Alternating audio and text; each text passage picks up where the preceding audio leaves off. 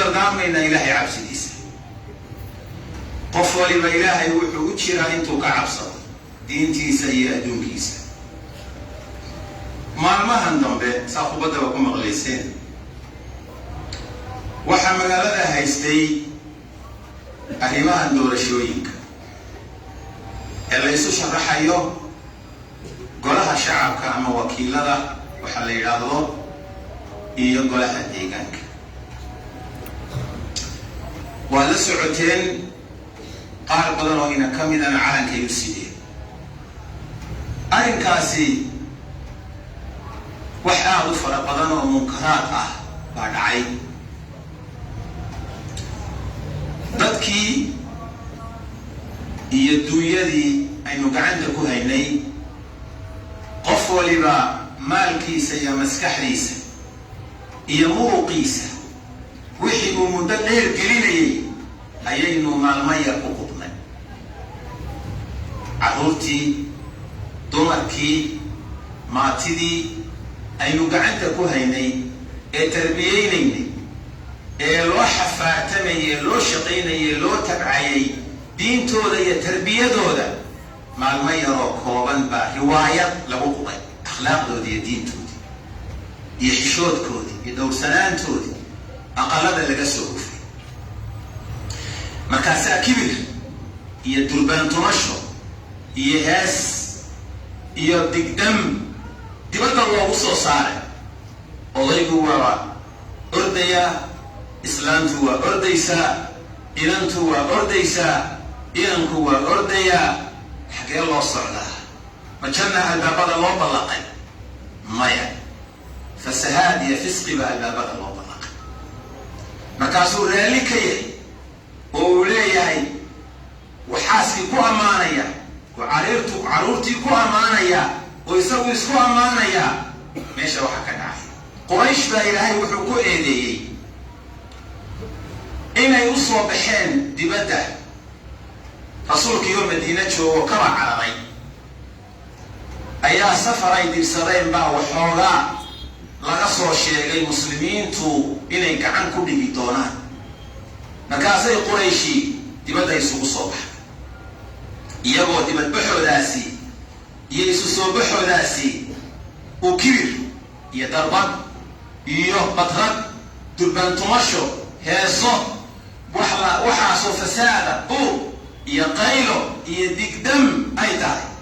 walaa takunuu kaaladiina kharajuu min diyaarihim bataran wa ri'aa'a annaas. ilaahay wuxuu leeyahy war ha noqonina kuwa aqaladoodii ka soo yaacay oo kale oo dibadda isugu soo baxay inay durbaanna tuntaan. wax danoo ku jirta oo diin iyo alle u ogolyana aan ahayn inay heesa qaadaan, inay fanaaniintoodii iyo heesayaashoodii soo shiriyaan, inay daraagaan iyo khamri isticmaalaan, inay tuntaan. kuwa aqaladooda uga soo baxay oo kale ha noqonina buu ilaahay leeyahy subxaanahu wa tacaala. ha noqonina kuwaasoo kale. waa diidnay oo taasoo kale aanu yahay. sida awgeed mujtamaca doorashooyinka ma la geli karaa maanta socda? doorashooyinkan socda culimada islaamku markay ka hadlaan qole waxay tiri waa xaaraan, lamaba geli karo. ka codeeya iyo kan maxaan ku idhaahdaa loo codaynayaa labaduba waa khalday. qolana waxay tiri waa jantaa roona waa la ysaga codayn karaa. qolana waxay ku xidhay shuruudo ayay ku xidheen. nidaamkii islaamku wuxuu dooran jiray waagii hore waa ka duwan yahay kan. nidaamkaas wuu ka duwan yahay. nidaamkan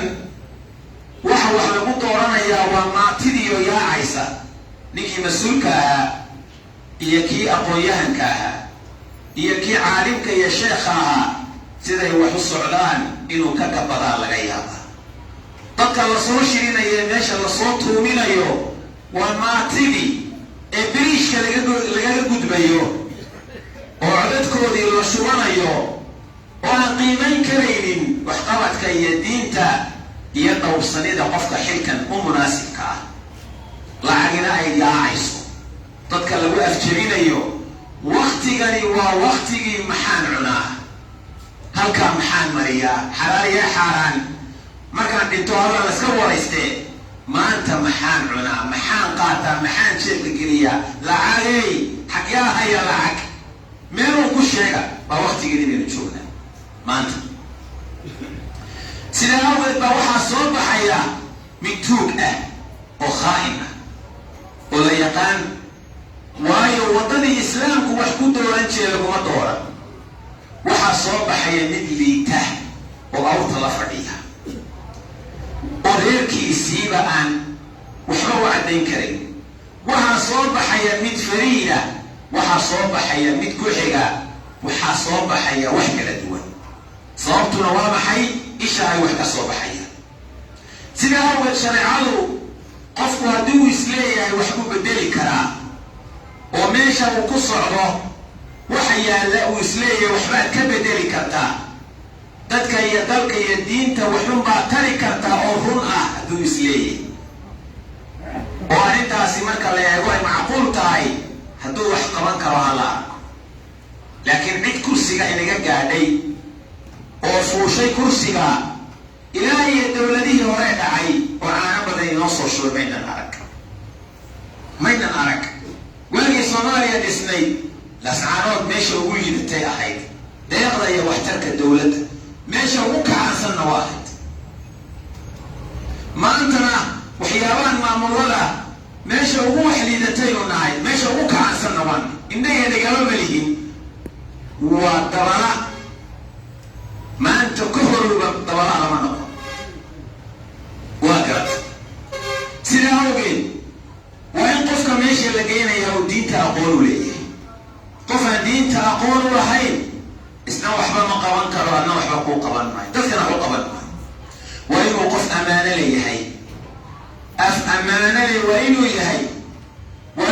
yahay qof karti leh oo wax qaban karaya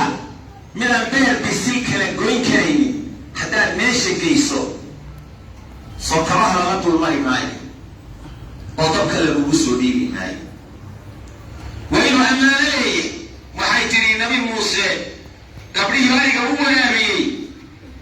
aabbahayow ninkan noo shaqaalaysii ina khayra man istaajarta alqawiyu alamiin nimaad shaqaalaysiiso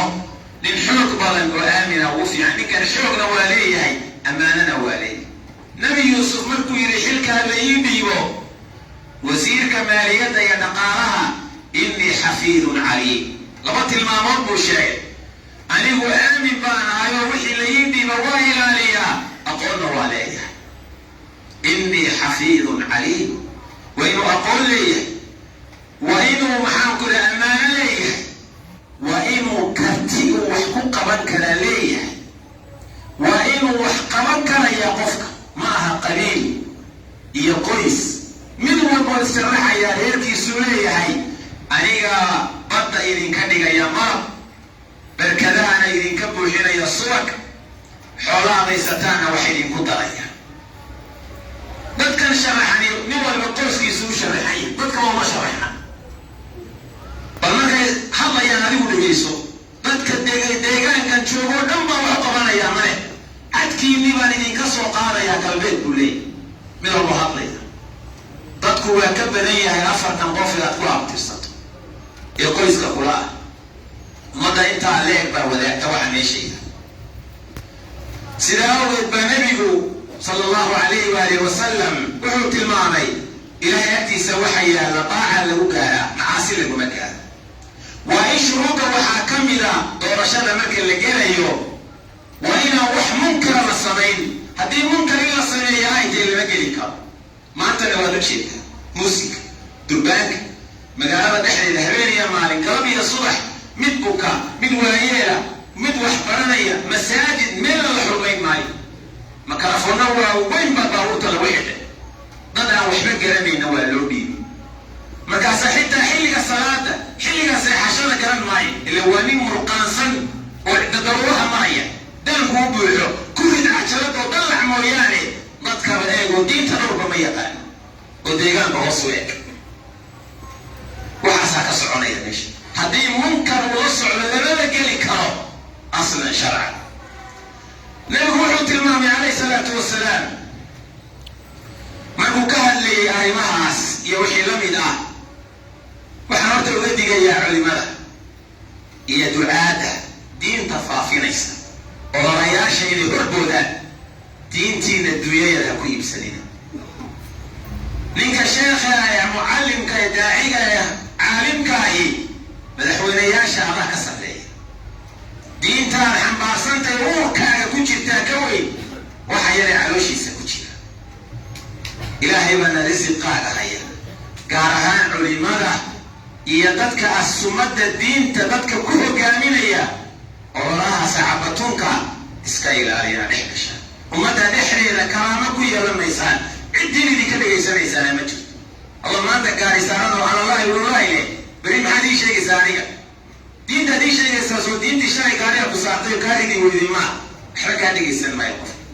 diintaada iyo cilmigaaga iyo aqoontaada ilaali waxaad ku lex jeclaato diintaada ugu weyn yaa lagu dhaafin bariishka iska ilaali. nabigu salawaatullaahi wasalaamuhu calayh wuxuu tilmaamay isagoo laba nin baa u timi xilli loo magacaabo way yidhaahdeen nabigu salawaatullaahi wasalaamu calayh aakhir zamankuu ka hadlayaa waxaa iman doona bayca alxukmi xukunkoo la iibsada aakhir zamanka iman doona. xukunkoo la iibsado laba micnay culimadu ku fasireen. micnaha koowaad in loola jeedo ninka qaadiga ah ee kiiska qadiyadda qaadaya in lacag inta la siiyo uu dulmi sameeyo. talabaadna waxay ku fasireen in uu kursiga qofku uu doonayo lacag ku bixiyo soo kursiga u gaaro. lacagta doorashooyinka lagu bixinayo ka bixinayana waa ku xaaran ka qaataana waa ku xaaran. ilaahay nabi maxamed soo saaray baa ku dhaartay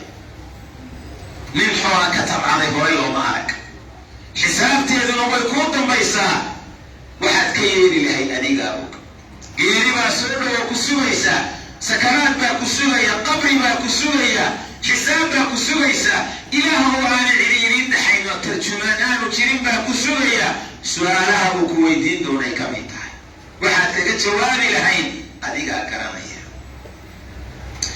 wuxuu nabigu tilmaamay calayhi salaatu wasalaam labadii nin ee u yimid halaathatu laa yukallimuhum allahu yowma alqiyaama saddex nin ilaahay aakhira la hadli maayo ila xadiis la kuma eegayo umna dambi dhaafi maayo. saddexdaa waxaa ka mid ah uu nabigu yidhi rajulun baayaca imaaman nin la heshiiyey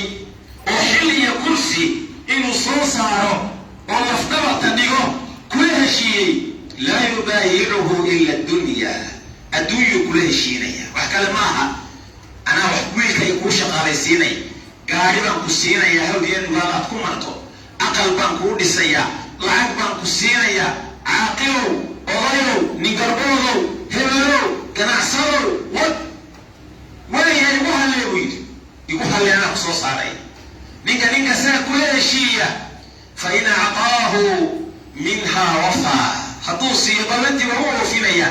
nin wacan baanu meesha geeni oo dadka ka warhaya oo deeq badan ninkaasi kursiga intuu helo ummaddu waa noolaatay waa najexday ile xogaagiisii baa la siiyey. wa in lam yuctax lam yafi hadduu ballantii uga soo bixi waayo tuug dhalay baanu kursiga saarnay annagaa idinka naqaana oo maantuu tuug dhalay noqday. shalay soomaaligu kaambengaraynay soomaaligii u ordayey soomaaligii marada tuurayay adigu shalaya maanta keebaad saxan tahay ma maantaad saxanta ma shalay baad saxan tahay. maxaa maanta tuug ka dhigay shalayna ka dhigay malaa'igta ka mid ah markaad sharaxaysa. arrintaasi waa arrimaha khatarta ee layska ilaaliyo ay muhiim ay tahay. nabigu salawaatullaahi wasalaamu calayh wuxuu yidhi qofka mas-uulka ah aakhire waxaa la keeni doonaa labadiisa gacmood oo luqunta ugu laaban. waxaa ka furfuri doona cadaaladii uu dunida sameeyey. hadduu cadaalad sameeyena waa badbaadayaa hadduu cadaalad sameyn waayana badbaadi maayo buu nabigu yidhi calayhi salaatu wasalaam. waxaynu leenahay dad yahow codka aad bixinaysaan qabiil ha ku bixinina qoysna ha ku bixinina qofna ha ku bixinina iyo qofkaasi diinta wuxuu u geysto iyo dadka wuxuu u geysto iyo dalka wuxuu u geysto iyo hantida ummadda wuxuu u geysto ilaahay aakhira wuxuu kaa weydiinaya qayb baa lagu qoraya qofkaad codkaaga siinayso dadkaa meesha wada imanaya shareecadu sumaday dhigtay shareecadu waa inuu aamin yahay waa inuu aqoon leeyahay waa inuu karti leeyahay shuruudda shareecadu ay dhigtay baad ku eegaysaa cidaad is leedahay diin ahaan dadka waxbuu tari karaa codkaaga sii haddii kalena waa iska dayn kartaa codkaagaba waad haysan kartaa cidda ku khasbi mayso ninka odhanayaa waad xidhantoo codkaagaad bixin weyday ma jirto waxaynu leenahay qof walowba aakhiradaada ilaasho qof walowba lacagaha la qaadanayo iyo dhexboodka iska ilaali shaydaankii shalaa la soo daayay 30 cisho rabadaantuu xidhnaa dan iyo adduunya waxba idinka reebi maayo 30kaa cisho adiga awbaabu u xidhnaa oo ilaahirkaa ugu xidhay wuxuu kaala harayaa ma jirto war dumarka waxaa loo sheego waa dadkii idin dhaxay idinla dhashay ee idin dhalay ee dhasheen war dhalinyarada waxaa loo sheego dhegihii waan samayaa waan tooga haddiise ilaahay cid meel u wado cidna ka joojin kari mayso waxay tiraa soomaalidu haddii malag dhawaaqaayo miidaama dhegama leh haddii mid xun meel xun ku socdo cidna ma baajin karayso waxaan ilaahay hortii idiin sheegaynaa lacagahaasi waa xaaraan iska ilaaliya gaarigaaga ha ka kiraysan ha ka shaahayno ha ka caanayno ha ka cabin ha qaadanina iska ilaali codkaaga qabiil ha ku bixin qoys iyo qofna ha ku bixin waxaad ku bixisaa cidaa diintiisa iyo dadnimadiisa iyo amaanadiisa iyo aqoontiisa aad isleedahay ummadda waxba u qaban kara haddaadan islahayna cidna codkaaga ha siin naar ha ku gudbin naar mid beriishka kaaga gudba beriixna kaama yaqaano muraayadu kaa dallacanaya waxaan la akhrinayaa xukuumadihii hore soomaaliya ka dhisnaa aaway dadkii madaxda ka ah ee deegaankan u dhashay irbad duleyl uma gelin wixii dunida la kala waday ee dowladdu dalka u qabanaysay madaxdii dalkii Soomaaliya madaxdii ugu sarreysay baa deegaankan ka soo jeeday wax la taaban karaa may qaban dalku may qaban maamuladii ka dambeeyey ama xaggan dhe ilaa ummadda labada aan ku daaqaysaynu nahay xaggan iyo xaggan dhe waxay soo kordhiyeen oo bulshooyinka kale la mida ma jirto orodoo laamiga qaaroo garawaysa sii taag waxaad isweydiinaysaa tabo meeshani ma garawadaa taqaanay waa mise waa mid kale xaggan u dhaqaa meel waliba waa ka horumarsan tahay hadday tahay waxbarasho caafimaad laamiyo biyo wax waliba waa horumarsan tahay inaguna meel walba waa ku jirnaa baarlamaankeeda iyo madaxdeeda waa waxaa un weeyaan waxaanu leenahay ummadatan ilaahay ummaddan ha u gargaaro ilaahay ummaddan ha u gargaaro ilaahay ummaddan ummad hor u marto diinteeda iyo dunyadeeda allaha ka dhig ilaahay ummaddan diinteeda iyo dunyadeeda horaha u mariya ummaddanteeda garanaysa allaha ka dhig intii dhimatayna allaha u naxariisto inta noolla allaha badbaadiyo diinteena allahay noo badbaadiyo dadkeenna allahay noo badbaadiyo aakhiradeenna allahay noo badbaadiyo dadka is sharaxaya inagu ma naqaana ilaahay baa yaqaana ciddii dadka iyo dalka iyo diinta ilaahu adiga uga waxtar u ah ummadda u soo saar ciddii aan waxtar u hayna waxba kuma falayna ilaahuna dhaaf walow qof walowba codkaaga ku dadaal meeshaad geli lahayd adiga og waxaan leeyahay culimada mucallimiinta rag badan oo macallimiin ah rag badan oo culimada qaarkeed ah baan arkayay horboodaya howlaha socda war aaway diintiinnii aaway aqoontiinnii aaway ummadda xilkaa u hayseen war waa goorma sanqadii baxdaaba maraad u dhiganaysaan war alla uga soo noqda ha ceeboobina beri dadka maxaad u sheegaysaa haddaad waxaa maanta dhex moodo alla ka cabsada subxaanahu wa tacaala ilaahay baa idin arsaaqa ilaahay baa idin nooleeya